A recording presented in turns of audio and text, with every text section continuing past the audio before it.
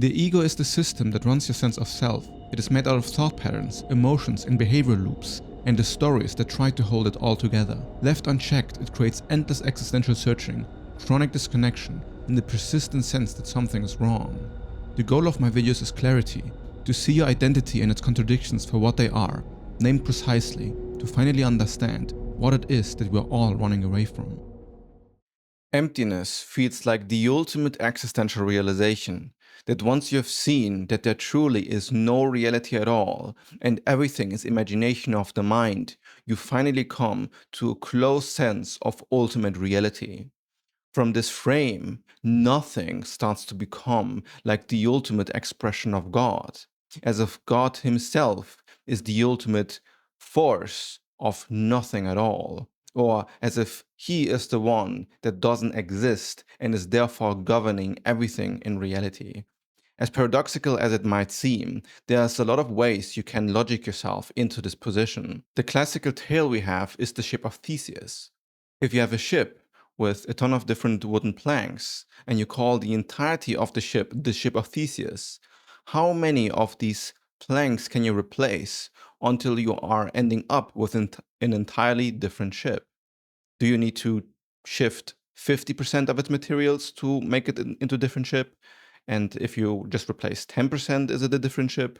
At which point does the ship of Theseus not exist anymore? And the answer to this question becomes quite obvious once you think outside of the box. And the real answer is that the ship of Theseus never existed in the first place. We just labeled the ship this way and called it this way. But there was never a ship of Theseus there. It is an illusion we project onto the thing by the mind. This is true for literally every single object in existence. No matter if you are referring to time, if you're referring to space, if you're referring to your phone, all of it is a construction made up by the mind. You have a ton of different conditions that create an object, and this object then appears solid because it remains solid in time and space. But in actuality, the object is already filtered by a mind that interprets this object as the combination of whatever it is made out of. But it is somewhat of an illusion, as there's not really any essence of an object. There's no essence of the ship of Theseus, and there's no essence of what makes up your phone. It is a mental overlay that creates the sense of a solid, stable object. But throughout time and space, there's nothing that remains solid. Everything shifts and morphs and destroys itself. There's not really any solid matter there that you can pinpoint as having true solidity. This is also now becoming more and more relevant through ideas about quantum mechanics and the theory of relativity. And yeah, a lot of scientific discoveries that show that whatever we think is solid and permanent is really just a fluctuation of energy that vibrates in the right frequency so that we can actually interact with it like solid matter. And more so, where is the solid matter actually to be found? Because it always requires a subjective layer of interpretation from our own conscious awareness in order to make the thing appear as real. So it's not just that the objects themselves have a ton of conditionings that make them appear as real, but it's that your own conscious experience needed to learn what a phone actually is, what a ship actually is, what it is like to see an object and then interpret this object through your attention. There are so many mechanisms that happen so quickly together that give rise to an object. But what would it look like to look at an object without any subjective perspective? It would be everything and nothing at the same time. It would be absolutely undefinable as long as you don't have a subject interpreting an object. And there, the object-subject divide collapses. And you end with this odd feeling that there never was actually a difference between everything and nothing. Now, you can experience this from both sides of the coin. You can have a deep spiritual experience where you sense that you are actually everything and that the universe or reality is like a whole, where everything is like this solid, permanent thing that stretches across time and space, like the block universe, where all times and spaces are manifested simultaneously. But you can also find the other side of the coin, where there's absolutely no self that you can find that is solid in this entire sea of experience. And that, in a very real sense, nothing does truly exist, because there's no essence of anything at all. There's no object that you can point to that has an essence that stays consistent, because it is always a combination of multiple factors that creates the reality of anything at all. It doesn't matter if it is your phone, if it is a thought you have, if it is your own sense of self, if it is your body. It is always composed of so many different factors that if you remove one, you completely unravel reality apart. And therefore, there cannot be anything solid underneath anything. And then this gives the sense that there's just raw emptiness there. And the sense of emptiness can give you the experience of somehow being disconnected from reality, and that everything is pretty much unreal, an interpretation by the mind in order to survive, a psychological overlay as an idea more so than actual reality. A lot of very philosophically minded individuals start to realize this and become very nihilistic because they cannot find true meaning in anything. And the sense of meaninglessness then also becomes kind of like the solidified interpretation of emptiness, as if the true meaning of the universe is that there's no meaning at all. And then this starts to feel realer and realer the more you ponder this sense of emptiness as like a sort of ultimate truth that you have access to, which is almost like the negation of all truths in the first place. Now, when you realize this for the first time, it can unravel your psyche in very scary ways. And it can cause a lot of psychological madness that a lot of modern psychology doesn't really know how to solve, except to just medicate people because they do not understand the relationship to the deeply esoteric and spiritual that comes into place with these topics. Now, what is so incredible is that once you fully accept the empty nature of your own sense of self, then emptiness starts to feel like a solid ground on which to stand on. Now, the sense is that God is emptiness, or God is the sense of nothingness. Or, if you don't like the word God at all, you might identify with consciousness and awareness, and that the quality of consciousness is this empty space in which reality finds itself in. You can also just use the idea of empty space, or like space itself, as the manifestation of what emptiness truly is. And the fact that we are in space is kind of like the real nature of reality. And within this empty space, you can have objects in the first place. And then you might say that emptiness is just a way to like experience the fact that there's space at all, and that things can emerge as solid forms within that space. And that space is really the formless essence of all things. Now, this feels very true and very real, and there are also a lot of positive experiences that can be had by connecting to the sense. Now, what the real difficulty in here is that spiritual people then start to solidify emptiness itself. People start to become identified with consciousness, with emptiness, with the fact that there's no reality there and everything is just pure nothingness. And then nothingness itself becomes sort of kind of like a god that people pledge allegiance to, as if they found the ultimate nature of reality, and it is emptiness. If you are pretty advanced in like spiritual insight, you can understand or you can intuit the trap that is found here, because emptiness can't exist. It is also a concept overlaid by the mind. It is a sort of idea that we are now putting onto something that is never actually empty at all. You are never actually within emptiness. Instead, you have so many objects and so many sensations all the time filling up your sense of experience.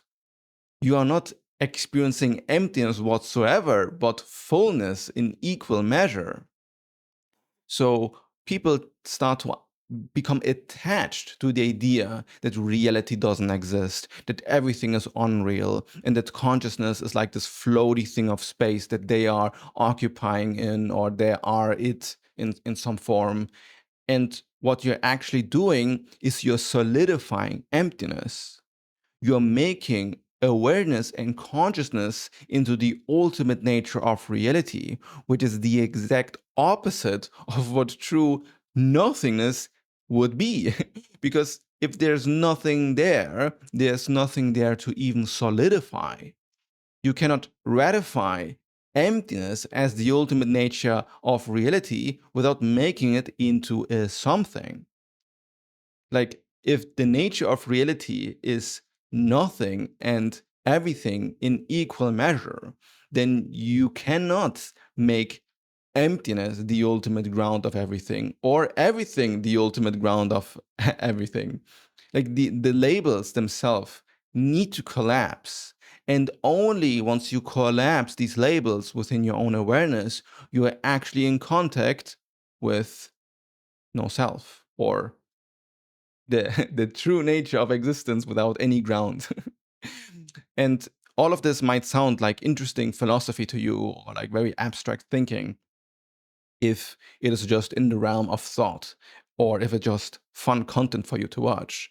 But if you truly have an awakening experience, or you have some sort of, yeah, nervous system opening, and a word that I don't use very often is like chakra opening or whatever, because I do think that chakras also create like a lot of dualities within people, and there's like a lot of esoteric bias in the word chakras. But to be honest, they do map on to some opening experience that you can have that are very visceral and intense.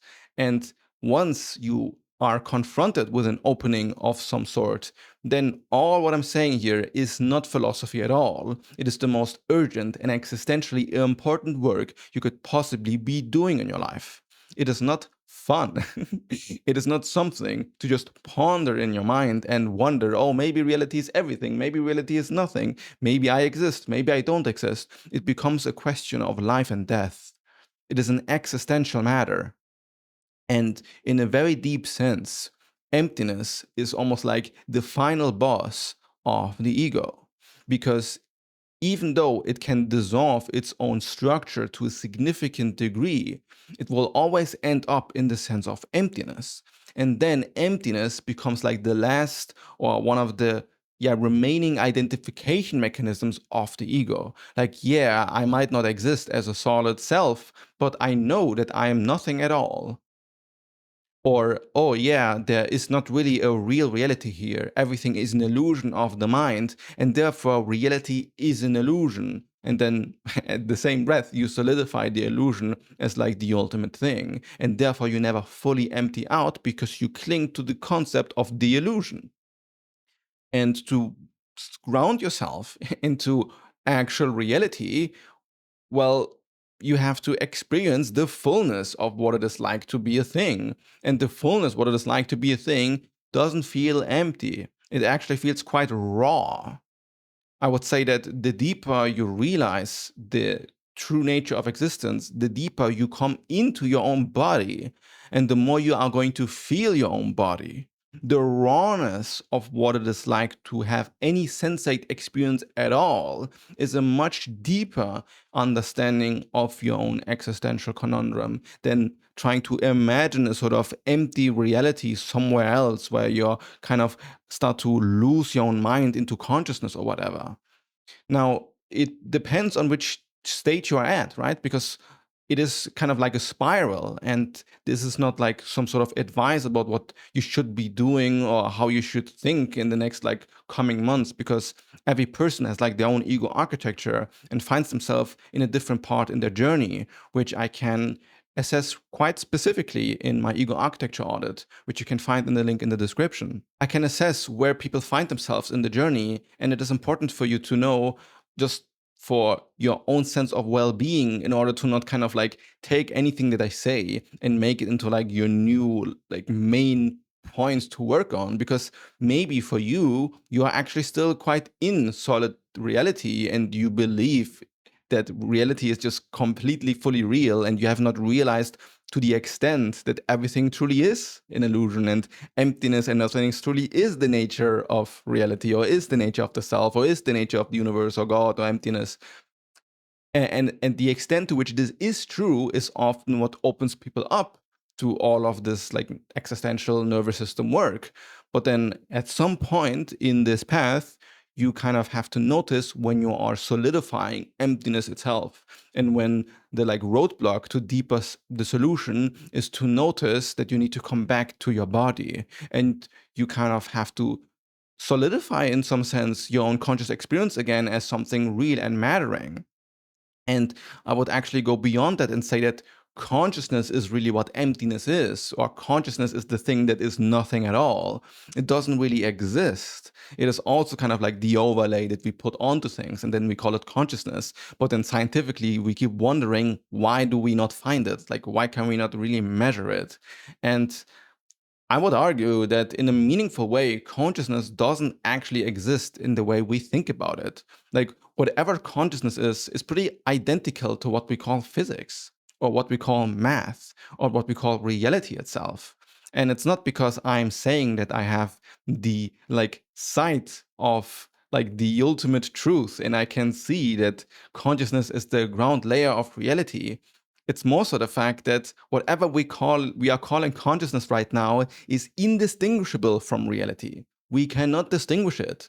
We are pretending that they are somewhat separate, but we actually can never point at the separation, and therefore I'm claiming that the separation doesn't actually exist.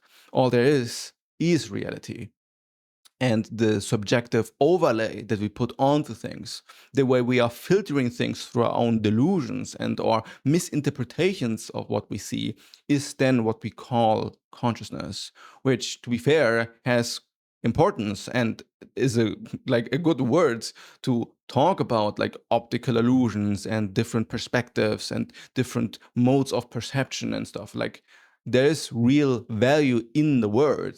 I would just, yeah, point you to the fact that if you identify with consciousness itself, then you're also identified with life and existence, and you're attached to your own existence in a deep way. And then you might come to a rude awakening when you are confronted with your actual death, and you might wonder if your own interpretation of what consciousness is like truly can survive your own death.